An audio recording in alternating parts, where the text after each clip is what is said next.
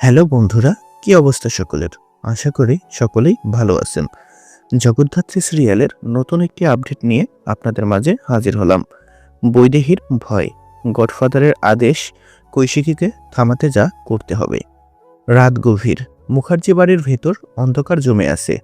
মনে হচ্ছে পুরো বাড়িটাই যেন নিঃশ্বাস আটকে রেখেছে।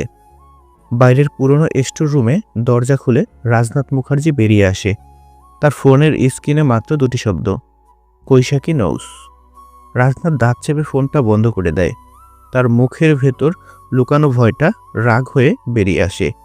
হঠাৎ ভেতরে প্রবেশ করে বৈদেহী মুখার্জি, দু চোখে স্বভাবের সেই তীব্রতা। রাজনাথ ধীরে ধীরে বলে, সময় খুব কম। কৈশিকী যেটা জেনে ফেলেছে সেটা জানলে সব শেষ। ওকে থামাতে হবে এখনই। বৈদেহী ঠোঁটে এক ধরনের বিদ্রূপী হাসি টেনে বলে, থামাতে হবে? মেরে ফেলবো নাকি শুধু ভয় দেখাতে চান? রাজনাথ তাকিয়ে থাকে অনেকক্ষণ। তার চোখে কোনো দ্বিধা নেই, শুধু বরফের মতো ঠান্ডা চাহনি। ওকে ভয় দেখালে হবে না বৈদেহী। ও সত্যের পেছনে পড়ে থাকা মানুষ।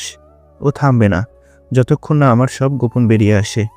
বৈদেহীর মুখের হাসি মিলিয়ে যায়। সে বুঝতে পারে মিশনটা এবার সাধারণ না। আপনি যা বলবেন আমি তাই করব, কিন্তু কৈশিকী শক্ত। ওকে টার্গেট করতে হলে রাজনাথ কথা কেটে বলে, তার দুর্বল জায়গায় আঘাত করো। বৈদেহী বিস্মিত। কৈশিকীর দুর্বল জায়গা? ওর দুর্বলতা তো সত্য।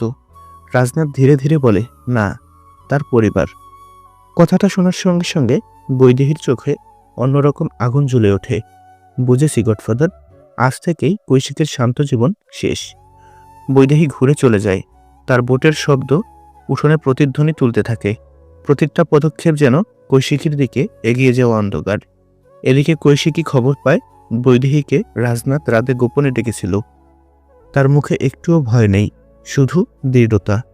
যদি তারা আমাকে থামাতে চায় তাহলে তারা জানুক আমি সত্য থেকে কখনো পিছিয়ে যাই না। এদিকে বৈদেহীর অন্ধকার মিশন, অন্যদিকে কৈশিকীর ন্যায়যুদ্ধ। দুজনের পথ আলাদা, কিন্তু আজ দুজনেরই গন্তব্য এক, মুখোমুখি সংঘর্ষ।